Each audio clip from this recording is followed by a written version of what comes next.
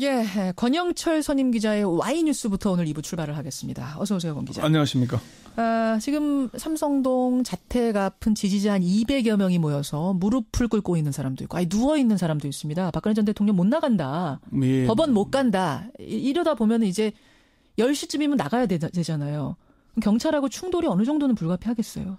그 정도는 정리가 될 것 같습니다. 아마 이게 검찰에서 직접 구인하러 왔다면은 좀 충돌이 있겠지만은 자기 발로 가는 거잖아요. 그렇죠. 그래서 그럴 일은 뭐 없지 않나 그렇게 봅니다. 전직 대통령에 대한 영장 심사는 이게 처음이라면서요. 그렇습니다. 이미 이제 전두환 전 대통령, 노태우 전 대통령 두 명이 구속 수감된 적은 있는데 그때는 뭐 영장 심사가 없었죠. 그때 제가 법조를 출입할 때인데 그런 제도가 없었죠. 예, 그래서 지금 아마 세 번째로 이제 구속 수감될 위기에 처했는데 영장 심사는 어쨌건 역사상 처음 있는 일이 되는 겁니다. 그렇죠. 비공개입니까 심사는?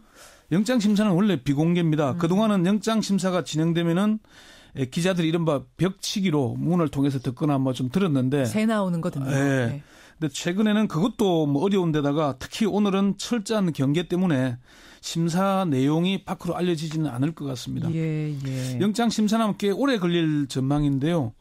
이재용 삼성전자 부회장에 대한 심사가 7시간 넘게 걸렸거든요. 그렇죠. 그런데 박 전 대통령 그 정도까지는 그러지 않을 것 같다는 얘기도 있고 또 뭐 부인으로 일관하다 보니까 예상보다 빨리 끝날 수도 있을 거다 이렇게 얘기합니다. 오히려요. 아까 이용주 의원은 꽤 더 많이 걸릴 거라는 예상을 하시던데. 부인으로 일관하는데 판사들이 이제 판사가 직접 신문을 하거든요.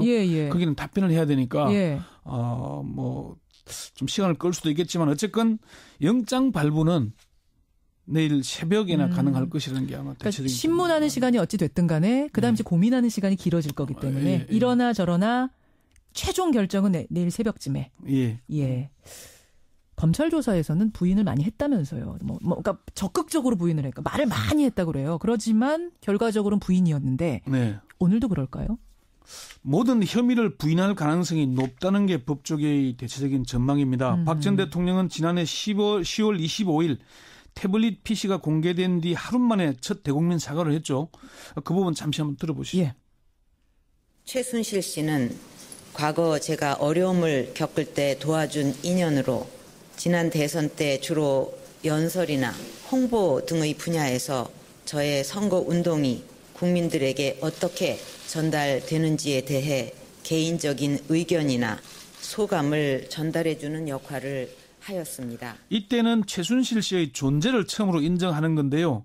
그렇지만 내용적으로는 개인적인 의견이나 소감을 전달해주는 역할이라면서 사실을 축소하고 은폐하려 합니다. 그렇죠. 11월 4일 2차 대국민 사과를 했는데 그것도 잠시 들어보시죠. 2차입니다. 예.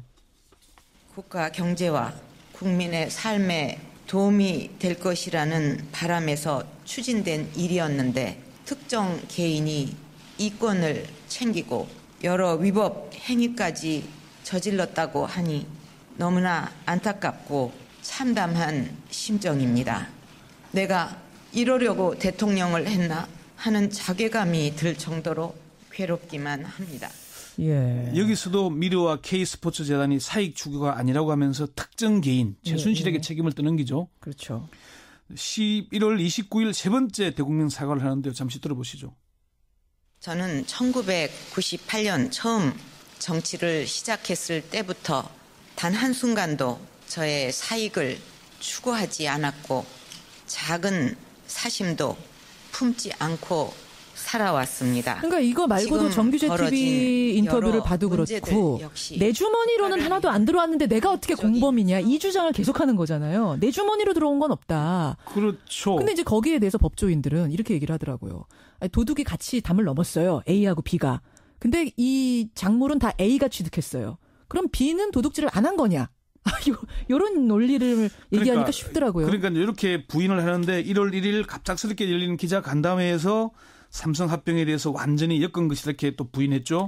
정규제 TV에서도 경제 공동체를 엮어도 너무 어거지로 엮은 거다 이렇게 얘기하면서 빠져나갔잖아요. 그렇죠. 그러니까 박 대통령이 지금까지 일관되게 계속 부인으로 오고 있는 거 아닙니까?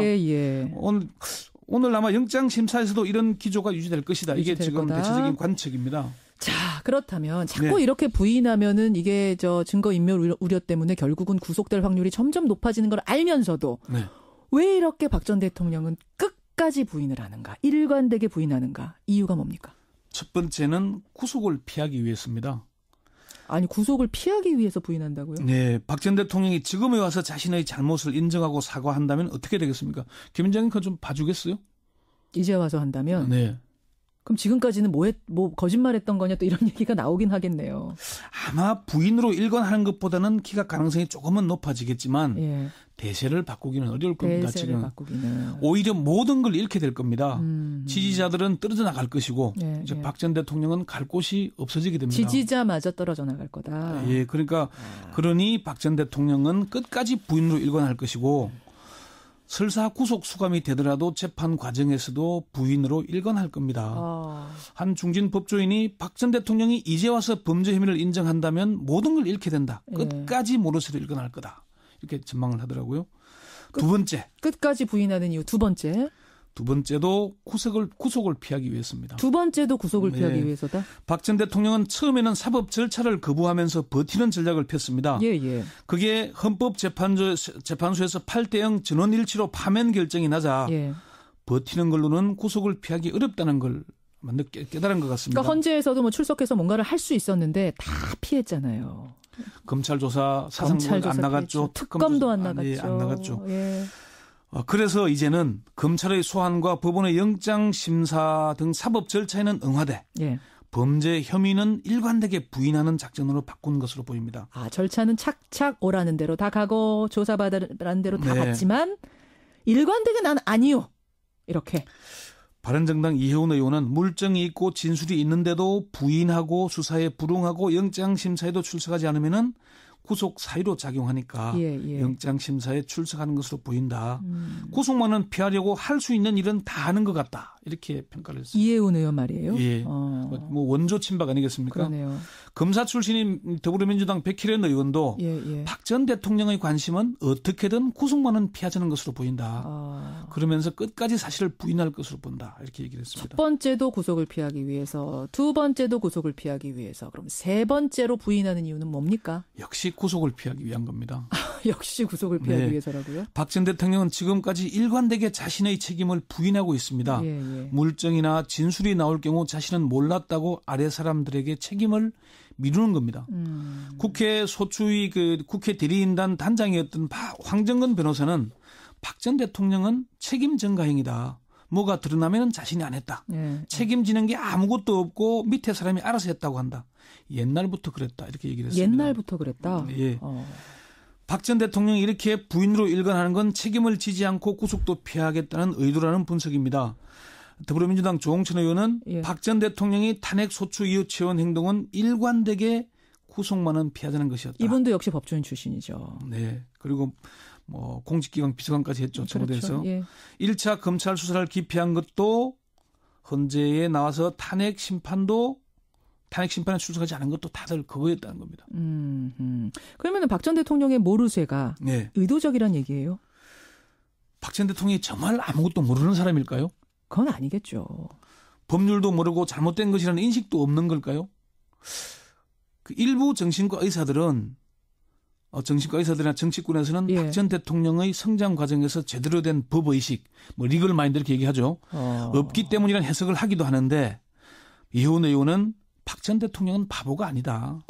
잠깐 이 부분의 분석이 흥미롭네요. 그러니까 사실 지난번에 그 특검의 조사관 이정원 변호사가 저랑 인터뷰했잖아요. 특검 팀 중에서 처음으로 인터뷰를 한 건데 그분 얘기는 박근혜 전 대통령의 가장 큰 문제가 뭡니까? 가장 큰 혐의가 뭡니까? 라고 제가 질문했더니 자신의 죄가 뭔지를 모르는 게 제일 큰 문제인 것 같다. 그러니까 이게 죄인지 아닌지를 모르는 게 문제인 것 같다라고 정확히 지적을 했거든요.